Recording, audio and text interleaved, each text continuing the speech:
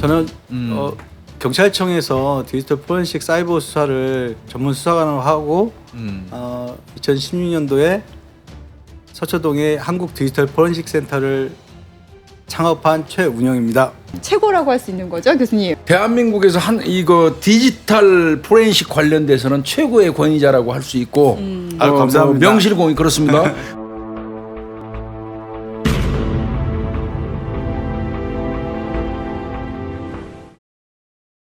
고소장 제출할 때 주의할 점. 이거는 이제 실생활에 직접 네. 접목되는 거니까 네네. 디지털 포렌식을 어떻게 활용하는가 네. 뭐 이거를 좀 설명해 주시는 게 제일 좋을 것 같아요. 그 대부분 이제 변호사들한테 의존을 많이 하시잖아요. 그렇죠. 네. 변호사들한테 때 의존하죠, 거의가. 이제 좀 경제적으로 좀 그게 안 되시는 분, 사정이 안 되시는 분들은 또 직접 가시기도 하시잖아요. 근데 중요한 거는 내 증거는 대부분 스마트폰, PC에 있는 것들이에요. 그거를 변호사가 이거 디지털 포렌식 하라고 저한테 교육을 들으신 분들은 그래도 포렌식을 아시는 분들은 그렇게 안내를 하시고 계세요. 그런데 대부분의 변호사분들이 그렇게 안내를 안 해주세요. 그래서 그러면은 그냥 거의 그러면은 그거는 모르고 같이 그냥 갔다가 그나마 수사관이 아니면 이거 포렌식 하셔야 돼요 또 안내를 하세요.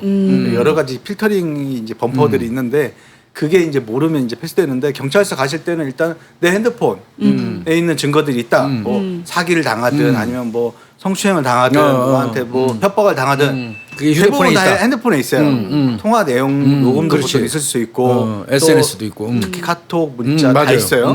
그 자료들을 포렌식을 해서 일단은 이미징, 수정 조작이 안 되는 형태로 갖고만 있으면 이거는 핸드폰은 뭐 쓸 수 있는 거니까 써야 되는 거니까 이 파일만 갖고 있으면 돼요. 이미징은 그거 오래 걸리나요? 핸드폰 같은 경우에는 보통 한 1시간 정도 걸리는데요. 120 그 용량이 있잖아요. 128기가짜리 1시간 이내로 걸리는데 이게 256기가로 딱 따블이 되면 6시간이 걸려요. 네, 엄청 오래 걸리고요. 그다음에 보통 컴퓨터 쓰실 때 1TB짜리 쓰시잖아요. 네. 디스크. 네. 그게 테라바이트가 또 넘어가면 1TB 같은 경우에는 보통 또 이것도 1시간 이내. 그런데 그게 넘어가면 또 시간이 또 배 넘게 훨씬 더 계속 이미징 활동을 옆에서 지키고 있어야 됩니다.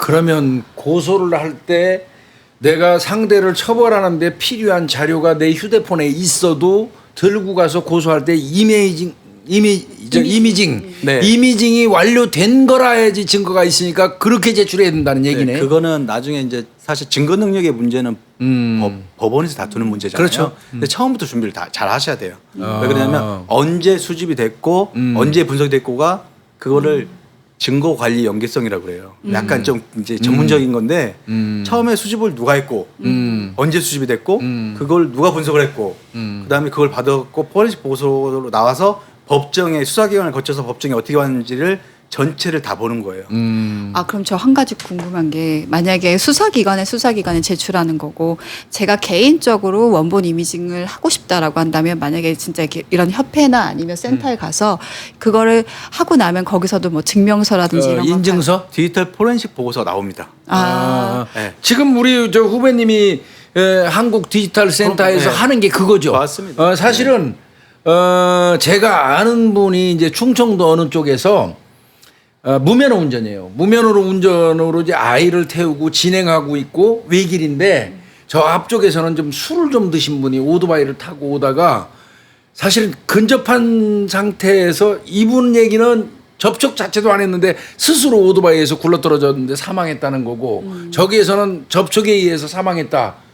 그런데 이제 유일하게 멀리서 비치는 CCTV가 한 대 있었어요. 그래서 그거를 정확하게 분석하면 접촉이 있었는지 여부를 알아볼 수 있어서 내가 우리 그 후배님한테 의뢰를 좀 부탁을 했었어요. 그게 법정에서 굉장히 중요한 거잖아요. 그런데 결국은 후배님이 그 분석을 해주고 인증하고 확인한 거 지금 그 일련의 과정 그 제출을 해서 법정에 제출을 했고 그 부분은 무죄 받았어요. 접촉이 없는 걸로 판단이 났어요. 일단 그 쟁점이 뭐였냐면 교행통행 방법 위반이라고 해가지고 오토바이하고 트럭하고 이제 그 옆에 떨어진 그 난간이 그 이제 돌아가신 분이 난간이 한 5m 됐어요. 그 시골길에도 뚝 떨어진 보면 거죠. 예. 밑에 그 예. 높은 위가 높은 데가 있어요. 그 도로가. 네네네. 근데 그게 한 5m 돼 있었어요. 근데 거기에서 이분이 차량이 오니까 이게 이제 그 피하신 거죠. 유족들 주장은 차량에 의해서 옆에 교행 통행에 겹쳐가지고 비키다가 넘어져서 죽었다. 즉 그런 원인이 얘기고. 차량에 있다. 의해서 쓰러져서 넘어져서 돌아가셨다라고 그 주장한 게 쟁점이었거든요. 아. 근데 문제는 뭐냐면 실제 이분 주장으로는 지금 이제 그 피고인 피의죠, 주장으로는 피고인. 나는 천천히 갔고 저 오토바이가 딱 섰는데 자기 스스로 넘어졌다고 주장했었거든요. 그래서 근접하지 않았다는 거죠. 근데 그 영상을 저희가 처음에 접수받을 당시에 굉장히 화질이 어렵고 멀리서 찍었잖아요. 그렇다면서요. 아니 그리고 먼데 있는 거래요. 먼데 있는 거고요. 음. 그리고 시골에 있는 거라 화질이 이제 아주 안 영상 좋죠. 장비도 좋지가 않아요. 그래서 그걸 가져왔는데 첫 번째로 제일 먼저 할 거는 보정을 해야 돼요. 선명하게 선명하게 선명화 만들잖아요.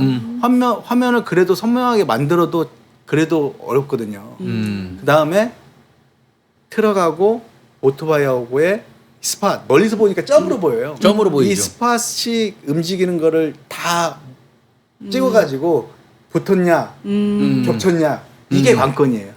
아, 예. 그러면은 저 지금 그 여태까지는 그냥 어떻게 보면 음성이라든지 아니면 로그인 기록이라든지 서치 기록만 생각했는데 그것이 아니라 영상 자체에 대한 분석, 그것도 분석을 하는 거죠. 디지털 네. 포렌식 분석이라고 할 수 네, 있는 거죠. 주로 이제 또 이런 것도 있습니다. 예를 들어서 이제 그 이슈가 되는 게 식당에서 이제 종업원하고 사람 간에 이제 접촉이 있었는데 접촉. 그게 이제 여성의 민감한 부분 그런 사건도 꽤 있었잖아요. 쓰는데 이제 여성분은 또 이렇게 생각할 수 있잖아요. 일부러 건드렸다. 건드렸다고 그런 분쟁 때문에 저희한테 의뢰가 오세요. 그러면 그 영상을 보면 실제 몸에 이게 점으로 이렇게 스팟을 찍으면 팔 동작이나 이런 게 더 쉽게 사실 눈으로 판단이 가능하거든요. 그럼 능동적으로 손을 댄 건지 네. 스치면서 단 건지 네, 그게 나온다는 고의성이잖아요. 고의성. 고의성이죠. 범죄 그거 엄청 고의죠. 중요하죠. 네, 범죄 고의잖아요. 그래서 그런 부분을 포렌식 보고서에 담아가지고 변호사한테 저희는 이제 의뢰인한테 제공을 하죠. 그러면 이제 그걸 가지고 변호사들은 그 소송하면서 변론을 하시죠. 아마 그러면 우리 후배님한테 변호사 사무실 같은 데서 소송이 자신들이 변호사를 선임하게 되면 변호사 사무실에서 우리 후배님한테 의뢰를 하는 경우가 많겠네요. 그 변호사 사무실을 이게 어떤 문제가 있냐면 변호사 사무실을 거쳐서 오시는 경우도 있어요. 근데 제가 사실 가급적 의뢰인들하고 직접 교통하기를 원하는 게 그게 낫죠. 뭐냐면 의뢰인들한테 직접 들어야지 저희가 분석을 잘 할 수 있어요. 아하. 수사도 마찬가지잖아요. 맞아요. 수사도 피의자한테 직접 들어야지 변호사한테 들으면 그게 파악이 잘 안 돼요. 그래서 의뢰인한테 직접 저희가 좀 모시고 오고 직접 오시라고 말씀을 드리고 그게 맞거든요. 그리고 이거는 개인정보입니다. 아주 민감한 정보잖아요. 그렇죠. 그러면 저희는 변호사를 소개로 와도 저희는 이 자료 자체가 의뢰인한테 직접 드리지 변호사한테 잘 안 드려요. 그리고 그게 변호사한테 주라고 얘기하시는 분도 있어요. 그러면 저희는 그렇게 않고요. 저희가 의뢰인한테 직접 드릴 준다, 테니 이거요? 직접 드리세요. 이래. 그런 어떤 보안에 대한 부분은 철저해서 그리고 그런 문제로 저희가 사실 사후적으로 법률 책임까지 또 법적으로 그렇죠, 질 수 그렇죠. 있잖아요. 그러면 그런 결과가 나왔을 때 그 확인서라든지 뭐 이런 거 등등을 다 작성해서 같이 네. 주는 거예요?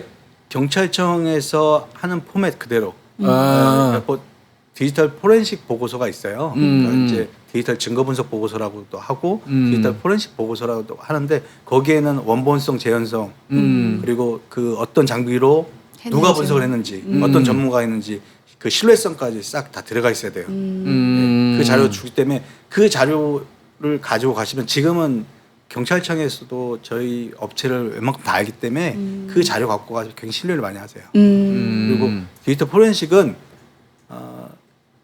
디지털 증거가 객관적으로 산출된 결과잖아요. 이게 없으면 사실 보면 그 자기들 주장대로 움직일 수가 있죠. 그리고 네. 사실 검사나 수사관이나 판사들도 판단하기가 사실 어려운데 이 자료가 있으면 예, 판단하는데 굉장히 좋은 심리하는데 그리고 수사관들도 기소 의견으로 보내든지 불기소 의견으로 보내든지 판단할 수 있는 자료가 아주 명확하고 네. 부담이 없어요. 검사들도 마찬가지고요. 이런 효과가 있습니다. 실제로 진짜 강력 사건에 요즘에 되게 많이 쓰인 것 같아요. 고유정 사건 같은 경우도 저는 이 디지털 포렌식이 굉장히 큰 역할을 했다고 아유, 그럼요. 생각하거든요. 검색 단어들이 사실 이 사람이 살인이라는 부분에 대해서 그러니까 이제 검색어 관련된 것 좀 설명. 검색어는 기본이죠. 이제 아. 또 한 사건 예를 말씀드리면요. 요새 저희한테 많이 오시는 게 자살하신 분들이 많이 오세요. 유족들이 자살한 분. 왜 이유를 알아야 하잖아요. 이건 자살할 이유가 없는데 이유, 자살했다. 어. 그리고 내 딸, 내 아들, 내 아버지가 이유가 하면 왜 자살을 했는지 무슨 원인 때문에 자살했는지 그러니까 알아야 휴대폰 하잖아요. 같은 걸로 보고 싶어 하는 거예요? 휴대폰 가지고 오십니다. 휴대폰 분석하면요. 실제 어떤 분은 이제 그 채권 압력, 네? 채권 그 채무 안에. 독촉, 어. 또 누구 협박, 예, 이런 자료들이 있어요. 그걸 분석해 보면 예, 그렇죠. 근데 보통 이제 그 변사 사건 처리하면 자살하면 자살이 명백하고 타살 혐의점이 없으면 다 자살 처리하잖아요. 그렇죠. 네. 예. 핸드폰 그거는 거기서 문제인 거예요. 즉 자살을 이르게 하게 된 원인 제공자가 그렇지. 있으면 그건 다른 원인을 문제예요. 찾고 싶은 거죠. 그건 자살 방조가 또 될 수 있잖아요. 그 원인. 그러면 이걸 분석하면 그 원인을 찾으면 누가 내 딸을 채권 채무 독촉을 해가지고 자살을 하겠다 하면 그 사람한테 손해배상이나 내지 자살 방조나 그 원인으로 그러니까 살인죄의 책임을 물을 그럼요. 수는 없지만 내 아버지, 내 형제가 자살에 이르게끔 네. 저 사람이 영향을 미쳤으니까 미쳤다. 소송을 제기할 네, 수는 할 수 있거든요. 있어요. 예. 네, 그런데다가 더더욱 그런 사건뿐만 아니라 유가족 자체는 사실 이 아이가 왜 죽었는지 그렇지. 왜 죽었는지도 알고 싶은 거죠. 원인을 알아야지. 예, 깎아봐거든요. 그런 경우. 진짜 어. 나는 뭐 했는지 아, 궁금하잖아요. 이게 진짜 그런 게 있겠구나. 저는 네. 진짜 생각도 못했었어요. 다 분석합니다. 다 분석합니다. 그러니까 이제 검색어 같은 걸 중심으로 네. 해서 하나요? 아니면 네. 로그 기록 같은 거 가지고 다 종합적으로 하는 거죠? 그 핸드폰에서 나올 수 있는 자료는 아. 다 수집해서 봅니다. 뭐 통화 내역부터 시작해서 채팅 내역, 그다음에 검색어 기록. 자살하시는 분들은 또 그 징후가 있잖아요. 네, 맞아요. 네. 징후가 있습니다. 뭐 네. 프로파일링 하셨으니까 잘 아시겠지만 징후가 있기 때문에 범죄는 다 징후가 있어요. 그래서 지금 주로 보면 이제 기업 범죄 같은 경우에는 포렌식을 어떻게 활용하냐면 기술 유출, 영업비밀 유출. 아, 그거 심각하죠. 네. 지금 사실 대기업들은 그런 보안 인프라들이 다 구축이 돼서 그래도 덜하지만 그 이하 중소기업들, 영세기업들은요 맞아요. 그렇게 못하기 때문에 이직자, 퇴직자들 잘 근무하고 저 과수원 가겠습니다 하고 봤더니 3개월 후에 동종업체가 있고 창업하고 있고 이래요. 그래서 저희가 기술 빼가지고 와서. 그 아이템 가지고 그러면 어떤 일이 벌어지냐면요. 처음에는 그래 환송이 잘하고 잘가 그래 잘 살아라고 했는데 주위에 거래처한테 야 니네 제품이 누구한테 들어와 지금 제한이 들어왔어 이런 말을 듣는 거예요. 그러니까 옛날에는 그것이 그냥 미심쩍은 심증만 있었다고 한다면 지금은 디지털 포렌식 같은 경우로 활용을 해서 잡아낼 수 있다는 네. 거죠. 그 사람이 가지고 간 기기를 분석하는 건가? 일단 회사에서 사용했던 컴퓨터. 컴퓨터 네. 그 사람의 컴퓨터 그 사람이 재직 시에 사용했던 컴퓨터 그걸 네, 분석한다는 맞습니다. 거죠. 그거를 빼갔나 안 했나. 아니 이제 거기서 뭐 저 로그인한 기록이라든지 뭐 자료를 뭐 만지작거린 거 이런 근거가 다 나오겠지 그 속에서. 이게 디지털 프로파일링도 필요한 이유가 뭐냐면요.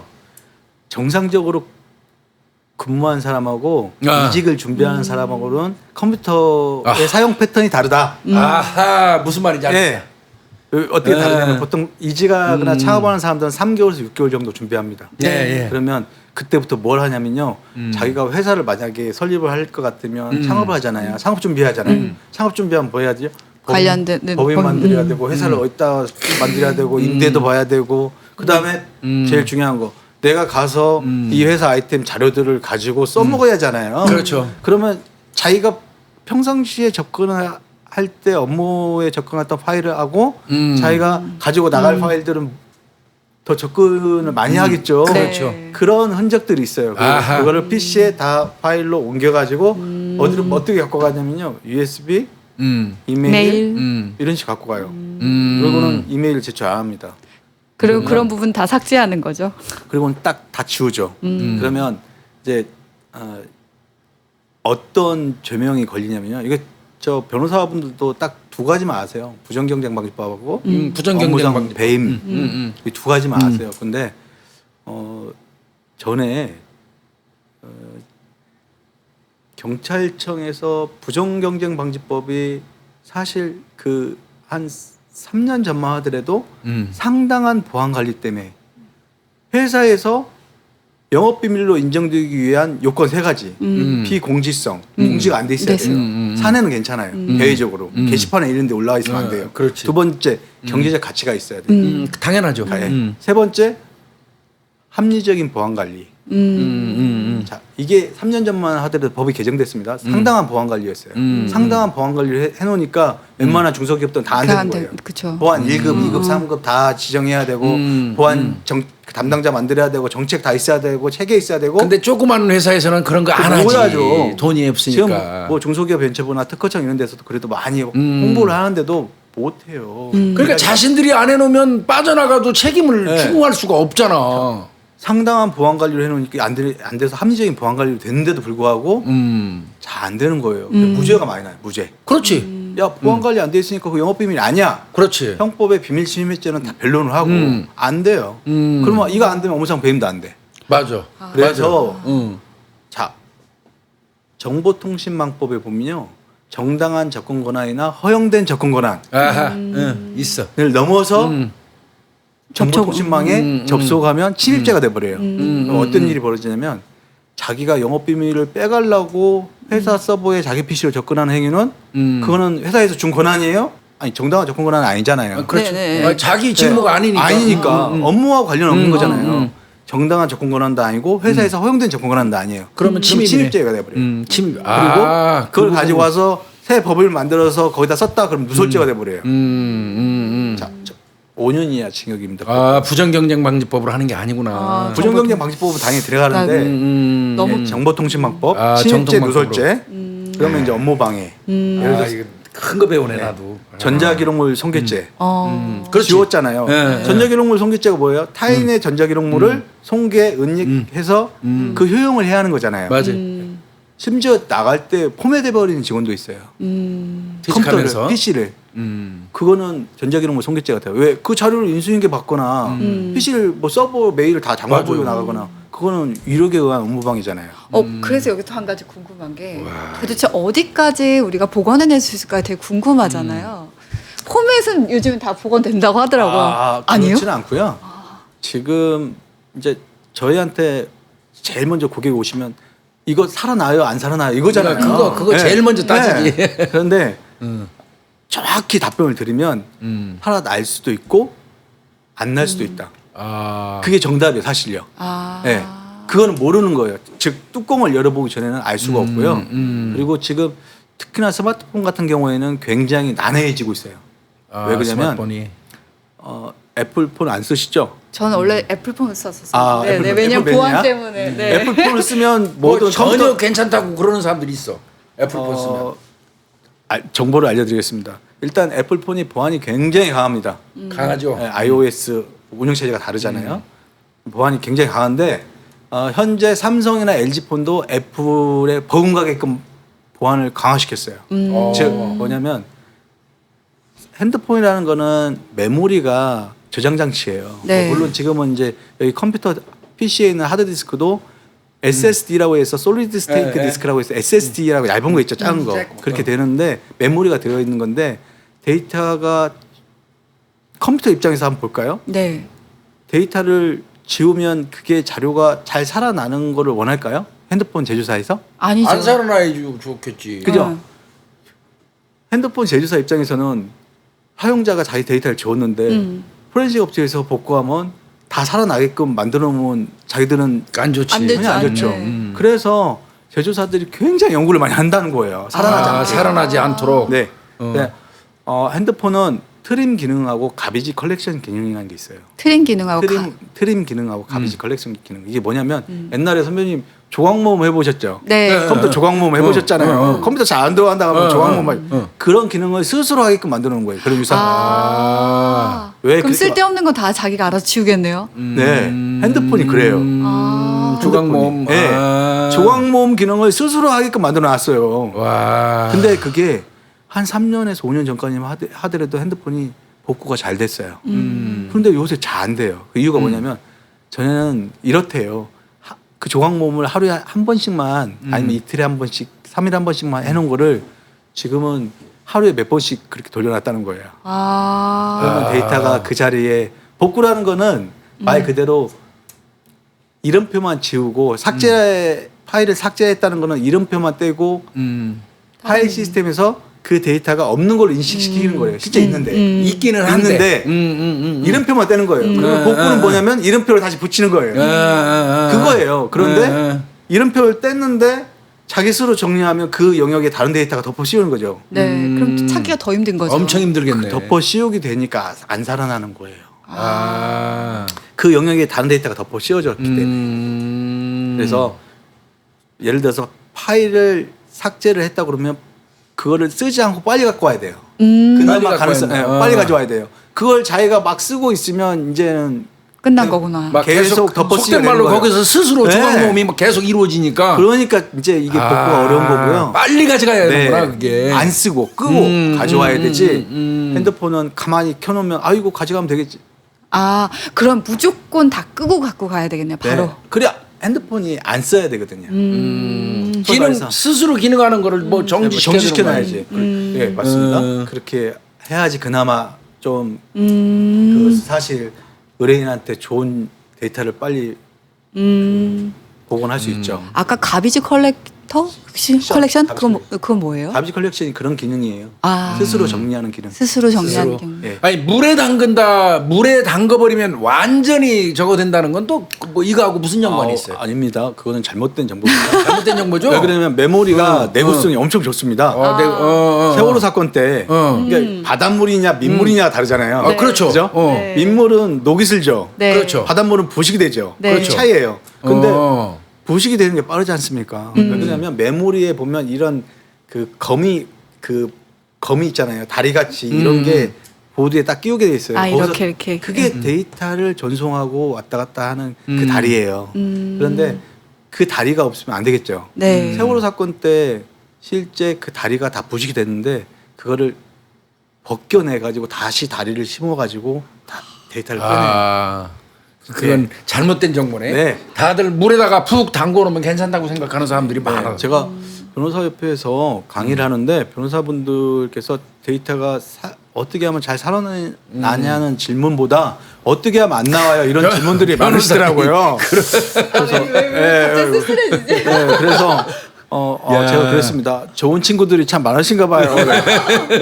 그러네. 그랬고 안티포렌식이라고 합니다. 그걸 안티포렌식. 살아나지 않게 하는 게 안티포렌식인데 안티포렌식에 대한 문제는 사실 보면 이제 그 소송 사건에서는 굉장히 민감한 부분이지 않습니까? 그렇죠. 증거인멸죄하고 또 네. 연결될 수 있는 부분이라 그거는 굉장히 조심해야 되는데 일단은 어떻게 하면 안 살아나냐? 디지털 기기들은 와이핑이라는 작업 그리고 소위 쉽게 말해서 전자레인지 돌리는 거. 네. 그러면 완전히 자료가 삭제가 되죠. 네. 다만 의심을 엄청 많이 그런데 받게 되는 이미 거죠. 전자레인지에 돌리면 그 자체로 의심받는 거야. 예. 일단은 뭐 저도 사건하면서 전자레인지 돌린 사람도 있었습니다. 기업 수사하면서 그런 경우도 있었어요. 그러면 일단은 구속영장을 신청하는 단계로 가죠. 그러면 네. 그건 구속의 증거인멸 및 네. 또 하나 붙이자는 도주의 우려. 도주 우려. 네. 그래서 그게 잘하는 거 결코 네, 아니야. 잘하는 게 아니에요. 예. 그리고 나중에 또 필요할 때 없어요. 맞아요. 그게 문제예요. 저 또 하나 궁금한 게 보다 보면 부분 삭제라든지 네. 부분 복구가 가능한, 그러니까 내가 원하는 것만 복구하고 내가 원하는 것만 삭제하는 게 가능하냐라는 것들이 되게 그거는 어렵습니다. 왜 그러냐면 복구라고 하는 거는 데이터라고 하는 거는요. 데이터 쓰기가 차곡차곡 끝에서부터 이렇게 일렬적으로 쓰여지는 게 아니에요. 이 데이터가 여기 씌워지고 왔다 갔다 해요. 막 그 저장장치 안에서 구역이 그 섹터가 다 나눠져 있어요. 이렇게 차곡차곡 쌓여지면 그 부분만 하면 되지. 알 수 있으니까 빼올 수 있죠. 근데 이리저리 왔다 갔다 하기 때문에 어디에 쓰여지는지 몰라요. 그래서 복구할 때는 전 전체를. 영역을 다 서치해가지고 긁어내는 거예요. 그래서 불가능합니다. 아. 뭐 앞으로는 더 좋은 기술이 나오면 또 잘할 수도 그러니까 있겠죠. 부분 삭제는 네. 부분 삭제, 부분 선택은 안 된다는 거네. 부분 삭제는 가능할 수도 있습니다. 아, 부분 삭제는 네. 근데 부분 복구는 안 부분 됩니다. 복구는 안 된다.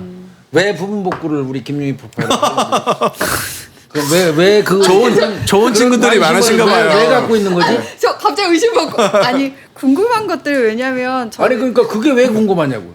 좋은 친구들이 그 많으신가 이상하네. 봐요. 그거는 좀 김유희 프로파일로 좀 이상한데.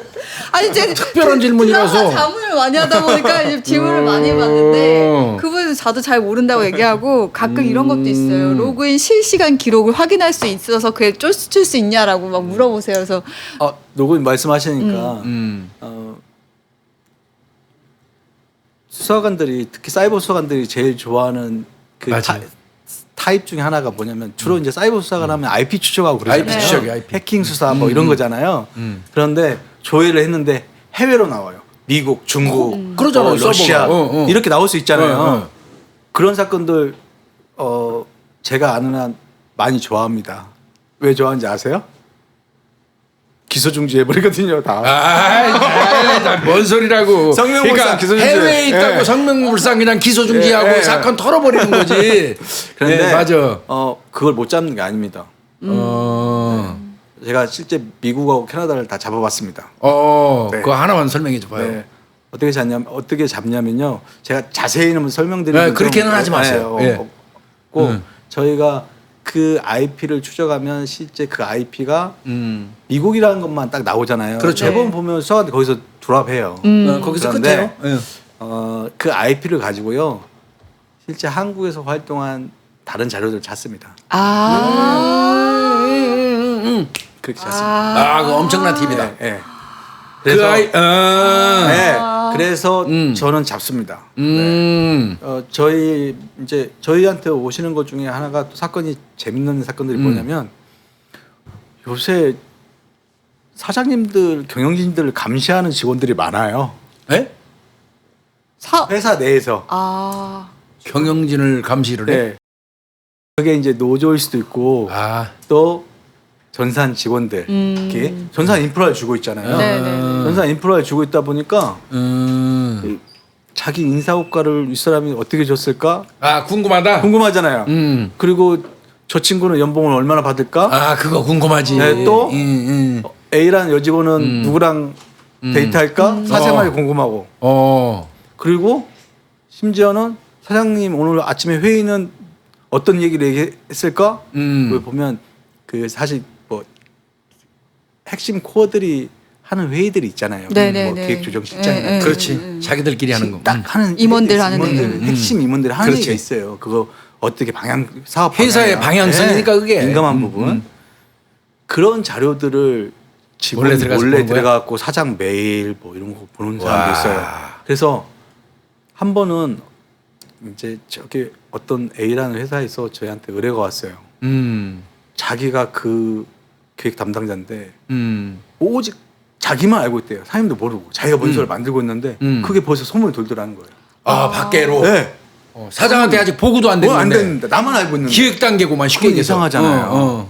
그래서 이거를 저희한테 조용히 의뢰했어요. 그래서 저 회사에 있는 서버부터 시작해서 PC, 노트북 이런 거 다 확인을 해서 추적했더니 전산실.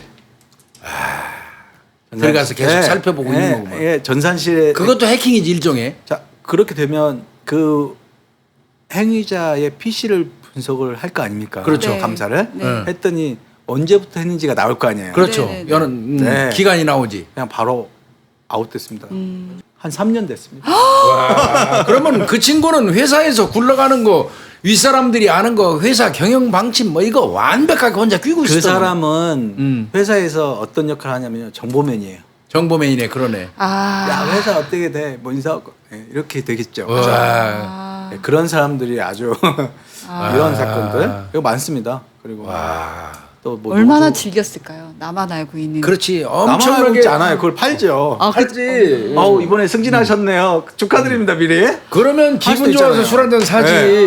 미리 전달해 주니까. 떨어졌다는 사람한테 얘기 안 하잖아요. 근데 그럼 내부에서 이미 알만한 사람들은 알고 있을 알고 텐데. 있는 그러니까 우리 옛날에 경찰 근무할 때 소식통들이 있잖아. 네. 소식통들. 그렇죠. 네. 뭐 요번에 뭐 누구 어디로 간다던데 뭐 인사 미리 알고 있는 새끼들 있잖아. 그래서 그게. 서무하고 싶어 하죠.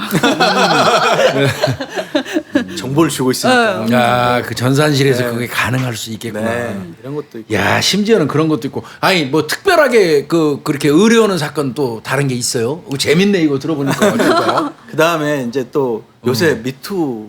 아, 미투. 네, 아주 미투. 시끄럽잖아요. 예. 예. 뭐 제가 시끄럽다는 표현은 그 뭐 미투가 나쁘다는 표현이 아이, 아니고요. 그럼요. 아, 제가 예. 돌 맞으니까 조심해요. 예, 조심해야 돼요. 그러니까 미투가 이슈잖아요. 예, 예. 그리고 또 그런 게 그동안은 잘 또 반영이 안 됐었어요. 나왔었고. 예. 근데 지금은 이제 많이 드러나고 있는데 저희한테 의뢰 오시는 분 중에 물론 순수한 미투가 있고 미투를 빙자한 아, 보호사나 모함이 있어요. 네, 있어요. 예, 있습니다. 그런데 재밌는 현상이 뭐냐면요. 예전에 홍대 아시잖아요. 네, 네. 홍대는 무슨 거리? 클럽의 거리. 그렇지. 아, 또 이것도 욕먹. 아니, 저- 아니야, 맞아.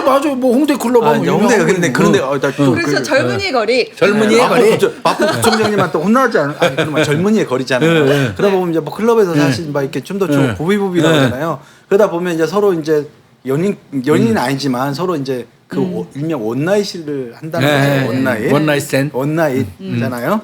그러면 이제 제가 이제 그 경찰청에서 예전에 보면 이제 성매매 없어도 단속을 하고 많이 하고 그랬잖아요. 지금은 거의 집장총이 다 사라졌습니다. 대부분 사라졌습니다. 이제 오피걸이라는 네. 것도 새로 등장을 했죠. 오피걸이 등장하니까 오피걸도 단속하니까 어디로 가요? 오피걸 단속하면 어디로 오피걸 가요? 단속 많이 하잖아요. 네, 많이 하지. 근데 네. 어디로 갈까 지금 어디로 생각- 가요? 그 사람들 어디로 갈까요? 그 사람들 갈 데가 별로 없지 이제. 클럽으로 가는 거예요. 그렇지 아, 이제 거기서 이제 아예- 거기서 아예 만나 가지고 가는 거지 이제. 아, 클럽으로 가서 만나는데 재밌습니다. 이 친구들이 보면 또 단속을 당해서 경찰 수사를 또 받은 전력이 있는 친구들이 꽤 있어요. 있죠. 자, 그러면 이게 한번 제가 아까 말씀드렸잖아요. 경찰서 한번 가서 생기는 학습 효과가 엄청나다고. 그렇죠.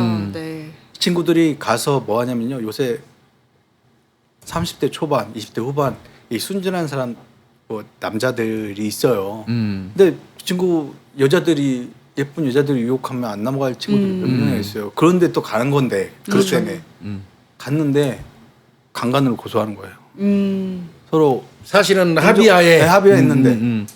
근데 보통 원나잇 하면요. 그 자료를 대부분 고소를 또 한 달, 두 달 지난 다음에 한대요. 아, 그 자료가 바로 고소하면 자료가 있잖아요. 그렇죠. 일부러. 걸어간 근데 거리라든지. 자기하고 뭐 관련 없으면 자료 대부분 다 지우잖아요. 네네네. 자, 그러면 어떤 일이 벌어지냐면요. 자료가 없어. 미쳐버리는 거지 그거. 그리고 CCTV를 찾아보려도 또 자료가 덮어쓰기해서 없고. 덮어쓰기 해버리니까. 그러면 그때 당시 종업원한테 물어보면 종업원이 기억을 못하죠. 못하죠. 한두 사람 들었더라 그랬나. 모르지. 네. 그걸로 거는 경우가 있죠. 걸잖아요. 실제 이제 저희한테 억울하다고 오는 거예요? 네, 오고 이제 핸드폰을 저희한테 맡기고 오시는 분들이 있어요. 근데 자료를 찾아가지고 제가 이제 팁을 드려요. 이 사람 담당 수사관한테 여기서 안 나오면 포렌식을 해서 안 나가잖아요. 그러면 절망하잖아요. 이게 있어야 되는데. 그럼 여기서 끝나면 되겠습니까? 안 됩니다. 수사관한테 그 포렌식 보고서를 주면서 저는 안 나오니까 저는 이래 해서 억울하니까 저 여자한테 저 여자 핸드폰을 포렌식 해달라고. 거꾸로. 왜? 역으로. 수사관은 중간적 입장에서 이 사람 말도 일리가 사실 있지. 일리가 있잖아요. 이 사람 말이 그리고 또 거탐도 타는 경우가 있어요. 거짓말 탐지기. 맞아요. 저는 다 타라고 그래요. 네. 근데 그 여자 조회를 해보면 대부분 보면 또 그런 전력이 있어요. 대부분 백발백중이에요. 여자 측에는 증거가 많겠다. 네. 안 지우거든요. 여자는 여자 있었거든. 측에는. 아, 이건 엄청난 팁이다. 핸드폰. 그리고 실제 그 강원도 펜션에서 공무원 준비하는 친구 있어요. 공무원 준비하는 친구가 이 케이스에 딱 걸렸어요. 펜션에서 갔더니 자기 그 펜션 나중에는 이제 업주가 잘 아는 듯한 여자가 자기는 놀러 왔다는 거예요. 근데 그 여자하고 그렇게 그 자리에서 해가지고 관계를 했는데 고소를 한 거예요. 강간으로. 공무원 준비하면 이건 그냥 끝인데. 절망하잖아요. 끝이지 뭐. 그래서 똑같은 이 프레임으로 설명해줬어요. 수사관한테 네가 정말 억울하다. 이게 그러니까 내 아니다. 걸 먼저 하는 거야. 네, 내 걸 하고 먼저 해서 안 나오면 갖다 주는 거야. 나는 안 나오는데 쟤 좀 해달라고. 해달라고. 그러면 그게 명분이 되거든요. 아, 명분이지 명분. 네. 수사관은 무조건 고소인부터 해달라고 하면 안 해줘요. 절대 안 되죠, 절대. 그거는 큰일 큰일 나니까. 수사받아버려요. 그는 오해를 받기 때문에 자기 걸 해가고 나 이거 했는데 안 나오니까 저 사람 거 해달라. 그렇게 가야 되거든요. 그러면 뭐 아니 거짓말 탐지기도 그래요. 네. 나 태워주고 네. 상대도 태워달라고 해달라고. 얘기하고. 그런 식으로. 내가 먼저 해야 돼. 내가 먼저 해야지. 해야지. 아 이건 진짜 좋은 팁이다. 아니 근데 진짜 저 거짓말 탐지기 하는 그 지인분이 얘기하시는데 미투 터지고 나서 갑자기 정말 거짓말 탐지기 의뢰가 너무 많이 들어와요. 정신없대요. 네, 완전히 지금 막 우리 다음번에는 우리 경찰청 거짓말 탐지기 대가죠. 네. 홍범기 지금 퇴직하셨어요 선배님. 네, 네. 선배님 모셔서 거짓말 탐지기의 모든 거에 대해서 한번 하기로 지금 섭외를 해놨습니다. 네. 오늘은 정말 이거 디지털 이거 관련돼서 정말 재미있는 거 하고 있는데 계속 가야 될 것 같아. 네, 우리 너무 재밌어 하시는데. 우리 후배님을 어렵게 이게 모셨고 시간 많지 않은 사람이라 온 김에 다 뽑아버리겠습니다. 또 물어볼 거 이제 있어요. 지금 우리가 이제 성범죄 관련된 것도 얘기했고 사기 뭐 폭행 이거 했는데 해킹 얘기 좀 한번 해주세요. 해킹. 해킹은 이제 아까 대표적으로 말씀드렸는데 아까 지금 그 경영진들 네, 네. 하는 것도 해킹이에요. 아 그렇죠. 그것도 네, 다 해킹이죠 해킹이고 일종의. 예. 또 주로 보면 이게 개인적인 해킹은 주로 제가 경찰청에 있을 때 보니까 애들이 중학생 애들이 철 모르고 이게 사실 그게 아. 정말 시급해요.